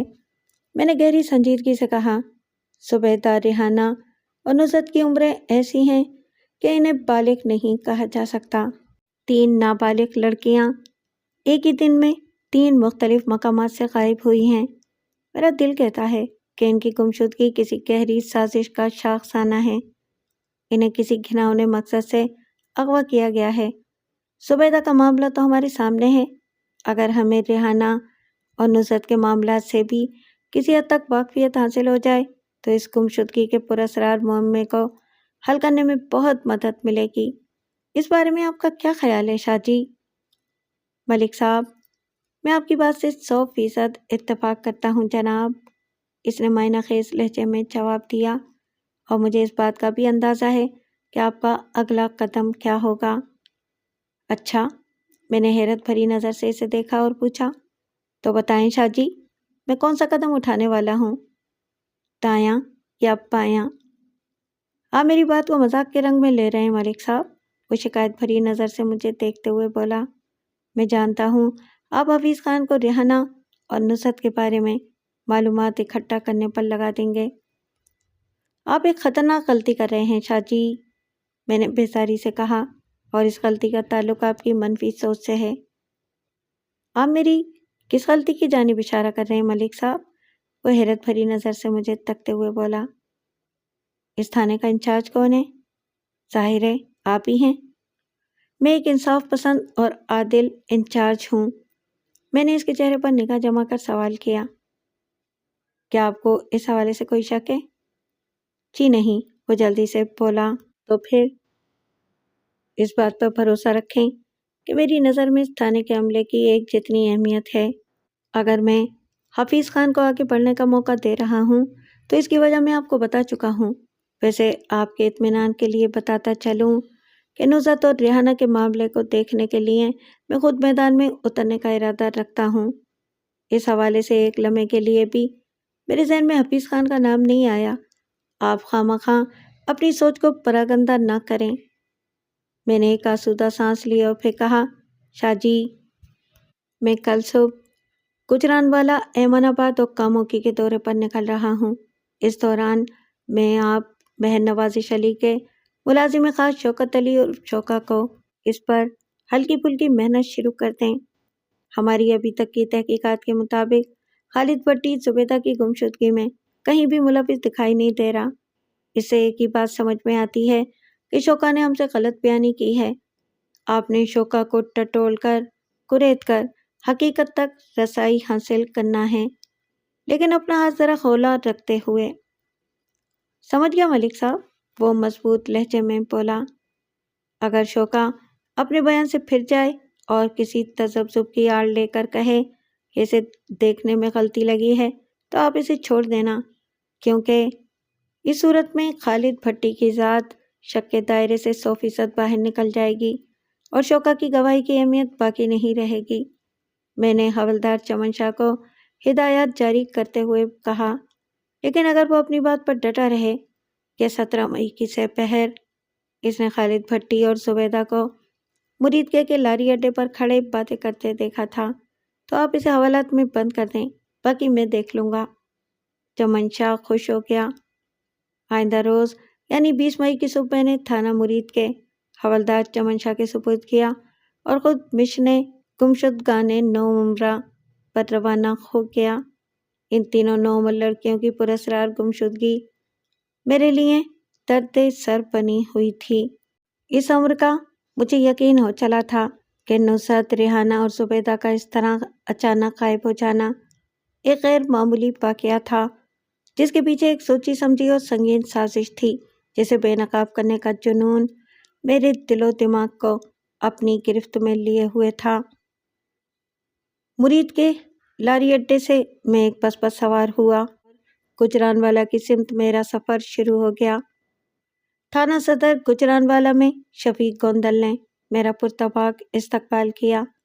मैं भी माजी में इस थाने का इंचार्ज रह चुका था। रस्मी अलग सले के बाद मैंने इसे अपनी आमद की गर्ज़ व गायत से आगाह किया, तो इसके चेहरे पर मुझे एक अजीब सी उलझन दिखाई थी। मलिक साहब, ये अच्छा हुआ कि आपको नुसरत और रेहाना की गुमशुदगी की इत्तला मिल चुकी है। वो मेरी तरफ देखते हुए बोला। आपने जुबैदा के बारे में जो कुछ बताया, वैसे ही हालात में रेहाना और नुसरत भी गायब हुई हैं। जुबैदा की पुरस्कार गुमशुदगी के हवाले से मुझे जिस बंदे पर शक हुआ था, इससे की जाने वाली पूछताछ का अहवाल मैं आपको सुना चुका हूँ। एमनाबाद और कामों की पुलिस चौकियाँ आपके थाने की छतरी के नीचे काम करती हैं। मैं आपकी तहकीक और तफ्तीश के बारे में जानना चाहूँगा। इससे मुझे जुबैदा की तलाश में मदद मिलेगी। मैंने कहा। आप बजा फरमा रहे हैं मलिक साहब, पुतायती अंदाज में गर्दन हिलाते हुए बोला। मुझे अब तक जो रिपोर्टें पहुंची हैं, इनके मुताबिक नुसरत और रेहाना की भी जुबैदा की तरह किसी से कोई दुश्मनी थी और न ही मोहब्बत वगैरह का कोई मामला था। आप एक तजुर्बेकार और समझदार इंसान हैं। 14-15 साल की कोई नापुख्ता ज़हन बच्ची भला इतना बड़ा कदम कैसे उठा सकती है? आपकी बात से मैं इत्तेफाक करता हूँ गोंदल साहब, मैंने मुतदिल अंदाज में कहा। लेकिन मैंने जुबैदा के केस में 2 कदम आगे बढ़कर सोचा। जब मुझे पता चला कि मुरीद के का एक जवान लड़का इलाके में मौजूद नहीं और एक शख्स ने जुबैदा के साथ इस लड़के को लारी अड्डे पर खड़े और बातें करते देखा है, तो मेरे जहन में आया कि जुबैदा चाहे लाख कम से नो नादान सही, मगर खालिद भट्टी इसे पहला फुसलाकर अपने साथ भागने पर आमादा कर सकता है। इसी नुक्ते को जहन में रखकर मैंने ज़रूरी कानूनी कार्रवाई की। यह अलग बात कि मेरी इस तफ्तीश के नतीजे में कुछ ऐसा सामने नहीं आया जो जुबैदा की तलाश में मददगार साबित हो सके। फिर मैंने शफीक गोंदल की आंखों में देखते हुए इस्तफसार किया, क्या आपने भी इस नौयत की कोई कोशिश की? मेरा ये मतलब है कि अहमदाबाद और कामोकी में रेहाना और नुसरत के मामलात पर तफ्तीश करने वाले पुलिस अहलकारों ने इस जाविये से पूछगछ की है? बिल्कुल की है मलिक साहब, वो ठोस लहजे में बोला। जब किसी इलाके से कोई लड़की या औरत अचानक गायब हो जाए और इसकी गुमशुदगी का कोई माकूल जवाब सामने न हो, तो पुलिस के जहन में पहला ख्याल यही आता है कि वो किसी मर्द के साथ भाग गई होगी میرے حکم پر ایمن آباد اور کاموکی میں پولیس نے کڑی چھان بین کی تھی، مگر ان علاقوں میں کوئی ایک مرد بھی غائب یا غیر حاضر نہیں پایا گیا۔ اس لیے ہماری تفتیش کی گاڑی بھی اسی اسٹیشن پر کھڑی ہے جہاں آپ کی۔ میں واپسی میں ایمن آباد اور کاموکی میں اپنے انداز سے نصرت اور ریحانہ کے حوالے سے تھوڑی پوچھ تاچھ کرنا چاہتا ہوں، میں نے ٹھہرے ہوئے لہجے میں کہا، اگر آپ کو کوئی اعتراض نہ ہو تو۔ شرمندہ نہ کریں ملک صاحب، وہ جلدی سے بولا۔ میں بلا اعتراض کیوں کروں گا؟ کوندل صاحب، ایمن آباد اور کاموکی ضلع گجرانوالہ میں آتے ہیں اور آپ یہاں کے تھانہ صدر کے انچارج ہیں۔ آپ کے علم میں لائے بغیر میں کوئی قدم نہیں اٹھا سکتا، کیونکہ آپ کی اجازت کے بنا ایسا کرنا غیر قانونی ہوگا۔ آپ کو میری طرف سے ہر قسم کی اجازت ہے ملک صاحب، آپ ہر نوعیت کی تفتیش کے لیے آزاد ہیں۔ اگر کوئی نئی اور اہم بات پتہ چلے تو مجھے بھی بتائیے گا۔ ضرور بتاؤں گا جناب، میں نے کہا۔ مزید چند منٹ وہاں بیٹھ کر میں تھانہ صدر سے نکل آیا۔ شفیق گوندل سے ہونے والی ملاقات کسی خاص اہمیت کی حامل نہیں تھی، تاہم اس سے میرے اس شک کو تقویت ملی تھی جو میں ان تینوں گمشدہ نو عمر لڑکیوں کے حوالے سے اپنے ذہن میں رکھتا تھا، یعنی ان تینوں کے پراسرار غیاب میں کسی ایک ہی شقی القلب اور سازشی شخص کا ہاتھ تھا۔ گجرانوالہ سے ایمن آباد چند منٹ کا سفر تھا اور ایمن آباد سے کاموکی تک جانے کے لیے بھی 15-20 منٹ سے زیادہ نہیں لگتے تھے۔ میں نے ایمن آباد اور کاموکی میں لگ بھگ 1 گھنٹہ گزارا۔ میں نے ان دونوں علاقوں کے اندرونی حصے میں جانے کے بجائے سڑک کی دونوں جانب واقع چھوٹی موٹی چند دکانوں سے پوچھ تاچھ کی تھی۔ اس وقت میں عوامی لباس میں تھا، لہٰذا کسی کو مجھ پر کوئی شک نہیں ہوا تھا۔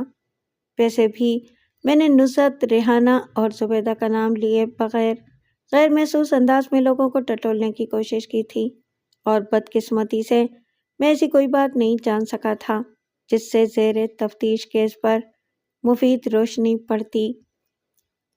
اگرچہ یہ صورتحال خاصی حوصلہ شکن تھی، لیکن میں بدترین حالات میں بھی کبھی مایوس نہیں ہوتا تھا۔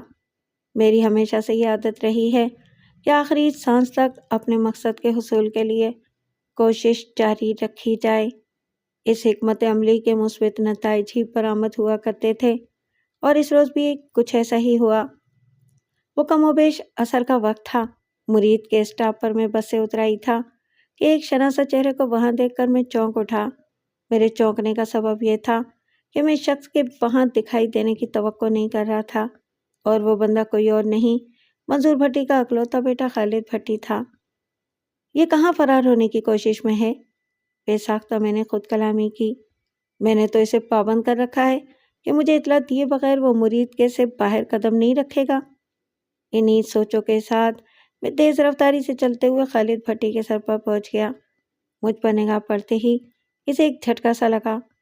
میں نے گھور کر اسے دیکھا اور کڑے لہجے میں استفسار کیا، کدھر جانے کا ارادہ ہے؟ کہیں نہیں تھانے دار صاحب، وہ لکنت زدہ لہجے میں بولا۔ میں تو… کیا بکری کی طرح تم نے میں لگا رکھی ہے؟ میں نے اسے کھلکا۔ تم نے تو مجھ سے وعدہ کیا تھا کہ میری ہدایت پر عمل کرو گے۔ میں نے آپ کی کسی بات کی خلاف ورزی نہیں کی تھانے دار صاحب، وہ پر اعتماد لہجے میں بولا۔ اگر آپ یہ سمجھ رہے ہیں کہ میں کہیں جانے والا ہوں تو ایسی کوئی بات نہیں۔ تو پھر کیسی بات ہے؟ میں نے سخت لہجے میں استفسار کیا۔ تم یہاں کیا کر رہے ہو؟ میں تو آپ کی مدد کرنے کی کوشش کر رہا ہوں، وہ عجیب سے لہجے میں بولا۔ میری مدد؟ میں نے بے یقینی سے اس کی طرف دیکھا۔ وہ کیسے؟ آپ زبیدہ کو تلاش کر رہے ہیں نا؟ وہ معتدل انداز میں بولا۔ اور میں بھی اسی کوشش میں ہوں۔ میں نے آپ کو بتایا ہے نا، زبیدہ میری چھوٹی بہن کی طرح ہے۔ مجھے وہاں دیکھ کر وہ شروع میں بوکھلا گیا تھا، لیکن اب اس کے چہرے یا آنکھوں میں گھبراہٹ یا خوف زدگی کے آثار مفقود تھے، اور یہ اس کے بے قصور ہونے کی روشن دلیل تھی۔ ہاں، تم نے مجھے بتایا تھا کہ زبیدہ کو اپنی چھوٹی بہن سمجھتے ہو، میں نے اس کی آنکھوں میں دیکھتے ہوئے کہا۔ تم چاہتے ہو کہ زبیدہ جلد از جلد بازیاب ہو جائے، لیکن میں سمجھ نہیں پا رہا کہ اس سلسلے میں تم میری کیا مدد کر سکتے ہو۔ مجھے ایک ایسی بات پتہ چلی ہے کہ جسے سن کر آپ حیران رہ جائیں گے، وہ سرسراتی ہوئی آواز میں بولا۔ میں اسی سنسنی خیز بات کو پہلی فرصت میں سننا چاہوں گا، میں نے اضطراری لہجے میں کہا۔ بتاؤ، تمہارے سینے میں کون سا طوفان چھپا ہوا ہے؟ وہ رازدارانہ اور انکشاف انگیز انداز میں مجھے اپنی تحقیق سے آگاہ کرنے لگا۔ خالد بھٹی نے غلط نہیں کہا تھا۔ اس کی بات سن کر میرا دماغ پوری طرح چارج ہو گیا تھا۔ وہ شام کا وقت تھا، میں تھانے پہنچا تو حوالدار میرے کمرے میں آ گیا۔ اس کے چہرے پر جوش چھلک رہا تھا۔ میں پوچھے بنا نہ رہ سکا، کیا خبریں ہیں شاہ جی؟ 2 اہم خبریں آپ کا انتظار کر رہی ہیں، وہ بے تابی سے بولا۔ تو پھر شروع ہو جاؤ۔ میں نے سوالیہ انداز سے اس کی طرف دیکھا۔ خالد بھٹی کہیں غائب ہو گیا ہے، وہ انکشاف بھرے لہجے میں بولا۔ میں نے اسے تھانے بلایا تھا مگر وہ اپنے گھر میں موجود نہیں ہے۔ خالد کو تھانے لانے کی اور بلانے کی ضرورت کیوں پیش آئی؟ میں نے پوچھا۔ میں نے شوکا سے گھما پھرا کر درجنوں سوالات کیے ہیں ملک صاحب، وہ وضاحت کرتے ہوئے بولا، لیکن اس کی زبان کا توا ایک ہی مقام پر رکا ہوا ہے۔ اس کا دعویٰ ہے کہ 17 مئی بروز بدھ اس نے زبیدہ اور خالد بھٹی کو ٹاری اڈے پر کھڑے دیکھا تھا۔ وہ اپنے اس بیان میں کوئی تبدیلی لانے کو تیار نہیں۔ میں نے سوچا کہ خالد بھٹی کو اس کے سامنے بٹھا کر بات کرتا ہوں۔ میں نے خالد بھٹی کو بلانے کے لیے ایک بندہ اس کے گھر بھیجا تو پتہ چلا وہ دوپہر کا نکلا ہوا ہے۔ اس کے ماں باپ کو بھی پتہ نہیں کہ وہ کہاں ہیں۔ شوکا کب سے حوالات میں بند ہے؟ میں نے پوچھا۔ آپ کے جانے کے بعد میں نے اسے تھانے بلایا تھا، جب سے وہ ادھر ہی ہے، چمن شاہ نے بتایا۔ اس دوران میں بہن نوازش علی نے اپنے ملازم خاص کی خیر خبر لی کہ نہیں؟ شوکا کی زبانی پتہ چلا کہ مہر صاحب آج صبح لاہور چلے گئے تھے، ان کی واپسی کل کسی وقت ہوگی، حوالدار نے بتایا۔ اس لیے شوکا کی گرفتاری پر ادھر سے کوئی مزاحمت نہیں ہوئی۔ کیا آپ نے شوکا کے ساتھ کوئی زور زبردستی کی ہے؟ میرے سوال پر وہ الجھن زدہ نظر سے مجھے تکنے لگا۔ نہیں جناب، وہ نفی میں گردن ہلاتے ہوئے بولا۔ آپ نے خود ہی تو مجھ سے کہا تھا کہ پوچھ گچھ کرتے ہوئے میں ہاتھ ہولا رکھوں، اس لیے میں نے اپنے ہاتھ پاؤں کو بالکل زحمت نہیں دی، صرف زبان سے کام چلانے کی کوشش کی ہے، اور آپ کی یہ کوشش بری طرح ناکام رہی ہے نا؟ ملک صاحب، لاتوں کی بھوت بھلا باتوں سے کہاں مانتے ہیں، وہ معنی خیز لہجے میں بولا۔ ٹھیک ہے شاہ جی، میں نے ٹھہرے ہوئے لہجے میں کہا، مغرب کی اذان ہونے والی ہے، میں نماز ادا کرنے اپنے کوارٹر جا رہا ہوں، اس دوران میں آپ اپنے ہاتھ اور پاؤں کے ارمان نکال لیں، بس اس بات کا خیال رہے کہ شوکا قوت گویائی نہ کھو بیٹھے۔ میں اس کی زبان سے چند اہم انکشافات کرانا چاہتا ہوں، اور وہ بھی بہن نوازش علی کی واپسی سے پہلے۔ میں سمجھ گیا ملک صاحب، وہ معنی خیز انداز میں بولا۔ آپ اطمینان سے نماز مغرب ادا کریں، تب تک میں شوکا کی نماز جنازہ کا اہتمام کرتا ہوں۔ تفتیشی معاملات میں چمن شاہ کسی جلاد سے کم نہیں تھا، وہ صحیح معنوں میں پتھروں کو بولنے پر مجبور کرنے کا ہنر جانتا تھا۔ 1 گھنٹہ پہلے خالد بھٹی کی زبانی لاری اڈے پر مجھے جو سنسنی خیز باتیں معلوم ہوئی تھیں، انہوں نے میرے دماغ میں کھلبلی مچا رکھی تھی۔ اسی تناظر میں نے چمن شاہ کو ہاتھ پاؤں کھولنے کی اجازت دے دی تھی۔ میں نماز کی ادائیگی کے بعد واپس اپنے کمرے میں آیا تو حوالدار نے مجھے بتایا، ملک صاحب، میں نے شوکا کو اچھی طرح تیار کر دیا ہے، آپ ٹرائل روم میں سے سوال جواب کریں گے یا میں اسے یہاں لے آؤں؟ اگر وہ بذات اپنے قدموں پر کھڑے ہونے کے قابل ہے تو آپ اسے میرے پاس پہنچا دیں، میں نے کہا۔ جو حکم ملک صاحب، وہ فرما برداری سے بولا، پھر پوچھا، مجھے یوں محسوس ہو رہا ہے اس کیس کا کوئی اہم سرا آپ کے ہاتھ لگ چکا ہے؟ میں آپ کے محسوسات کو غلط نہیں کہوں گا شاہ جی، آپ شوکا کو یہاں لائیں گے تو میں آپ کے سامنے ہی اس سے سوال جواب کروں گا۔ وہ گیا اور 3-4 منٹ کے بعد میرے پاس لوٹ آیا۔ اب کی بار شوکا بھی اس کے ساتھ تھا۔ اس شوکا کی ظاہری حالت اس شوکا سے کافی مختلف تھی جسے 2 روز پہلے میں نے مہر نوازش علی کی حوالات میں دیکھا تھا۔ اگرچہ چمن شاہ کو اپنا ہنر آزمانے کے لیے بہت کم وقت ملا تھا، لیکن اس کی کارکردگی کو تسلی بخش قرار دیا جا سکتا تھا۔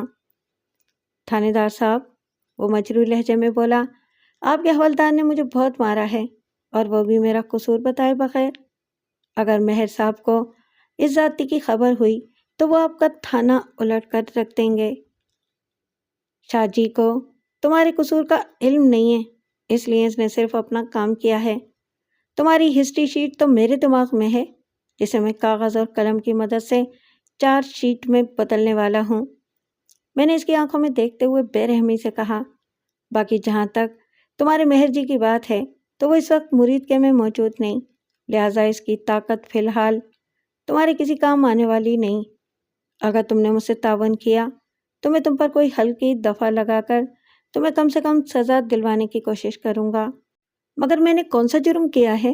وہ گھائل لہجے میں بولا، آپ لوگ میرے ساتھ ایسا سلوک کیوں کر رہے ہیں؟ میں یہاں لائے جانے والے ہر بندے کے ساتھ اس کے اعمال کے مطابق ہی سلوک کرتا ہوں شوکا۔ میں نے اس کی آنکھوں میں دیکھتے ہوئے کڑوے لہجے میں کہا، اور تمہارے کالے کرتوتوں کی فہرست بہت طویل ہے۔ تم نے حویلی میں مجھے بتایا تھا کہ 17 مئی کی سہ پہر تم نے گمشدہ زبیدہ اور خالد بھٹی کو لاری اڈے پر کھڑے آپس میں باتیں کرتے دیکھا تھا، جبکہ میں نے کاموں کی بندہ بھیج کر اس امر کی تصدیق کر لی ہے کہ خالد بھٹی اسی روز ٹھیک 4 بجے سہ پہر اپنے چاچا غفور بھٹی کے پاس پہنچ چکا تھا۔ کیا آپ کو یہ بات خالد بھٹی نے بتائی ہے؟ وہ برا سا منہ بنا کر بولا، وہ لوفر تو اول درجے کا جھوٹا ہے۔ تمہارا اندازہ غلط ہے شوکے، میں نے جذبات سے عاری لہجے میں کہا۔ بقوا کے روز خالد بھٹی کی کاموں کی میں موجودگی کی تصدیق اس کے چچا غفور بھٹی نے کی ہے۔ خالد نے تو مجھے تمہارے بارے میں کچھ اور ہی بتایا ہے۔ میں نے دانستہ بات ادھوری چھوڑی تو وہ بےتابی سے بولا، اس کمینے نے آپ کو کیا بتایا ہے؟ خالد بھٹی کی فراہم کردہ معلومات کی روشنی میں کمینے، لوفر اور بذات تو تم ثابت ہو رہے ہو، میں نے تلخ لہجے میں کہا۔ خالد بھٹی کا کہنا ہے کہ تم لیاقت موچی کو بہت اچھی طرح جانتے ہو، جس کی دکان لاری اڈے پر ہے۔ تو اس میں ایسی کیا خاص بات ہے؟ وہ تڑک کر بولا، لیاقت موچی کو جاننا کوئی جرم تو نہیں، یہاں کے درجنوں لوگ اسے جانتے اور پہچانتے ہیں، لیکن ان درجنوں لوگوں میں سے کسی نے بقوا کے روز تمہیں زبیدہ کے ساتھ ڈیرے کی طرف جاتے نہیں دیکھا تھا، میں نے چپتے ہوئے لہجے میں کہا۔ یہ نظارہ صرف اور صرف لیاقت موچی نے کیا تھا، اور تم نے اسے تاکید کی تھی کہ وہ اس بارے میں کسی کو نہ بتائے، ایسا ہی ہوا تھا نا؟ اس کا چہرہ سیاہ پڑ گیا، تاہم جلدی سے سنبھلتے ہوئے بولا، لیاقت موچی نے غلط بیانی سے کام لیا ہے، زبیدہ کبھی بھی میرے ساتھ ڈیرے کی طرف نہیں گئی۔ شوکا، یہ صرف اکیلی زبیدہ کا نہیں، پوری 3 کم سن بچیوں کے اغوا کا معاملہ ہے، میں نے ایک ایک لفظ پر زور دیتے ہوئے کہا۔ ایمن آباد سے ریحانہ، کاموکی سے نزہت اور مرید کے سے زبیدہ ایک ہی دن میں پراسرار طور پر غائب کر دی گئی ہیں۔ پھر میں نے اس کی زبان کھلوانے کے لیے سچ کی ہنڈیا میں مصلحت بردار جھوٹ کا تڑکا لگاتے ہوئے اضافہ کر دیا۔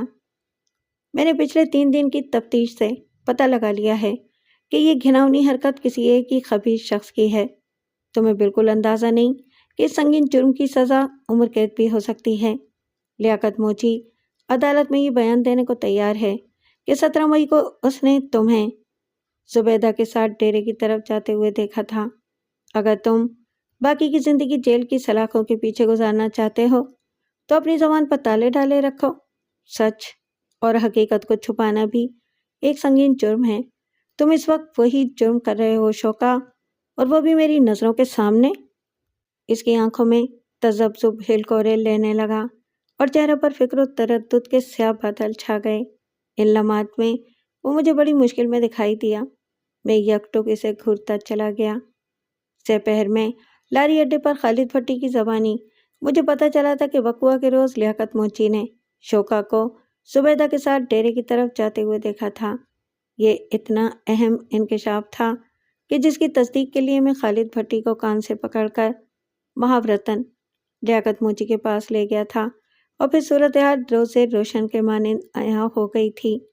شوکا، کل لیاقت موچی کو زبیدہ کا ذکر کرنے سے منع کرنا اس امر کا ثبوت تھا کہ شوکت زبیدہ کو کسی بری نیت سے ڈیرے کی طرف لے جا رہا تھا۔ میں نے لیاقت موچی کو پھانسی کی سزا کا ڈراوا دے کر سچ بولنے پر راضی کر لیا تھا۔ اب دیکھنا یہ تھا کہ شوکا عمر قید کی سزا سے بچنے کے لیے سچ بولتا ہے یا نہیں۔ وہ چند لمحات تک عجیب و غریب انداز میں مجھے تکتا رہا اور پھر بے بسی سے کندھے اچکاتے ہوئے بولا، جب تک میئر صاحب یہاں نہیں آ جاتے میں آپ کو کچھ نہیں بتاؤں گا۔ اس کی ڈھٹائی سے مجھے غصہ آ گیا۔ میں نے زہر خند لہجے میں کہا، تمہارے مہر صاحب کل سے پہلے لاہور سے واپس نہیں آنے والے، اور میں یقین کے ساتھ کہہ سکتا ہوں کہ اس وقت تم زندہ نہیں بچو گے۔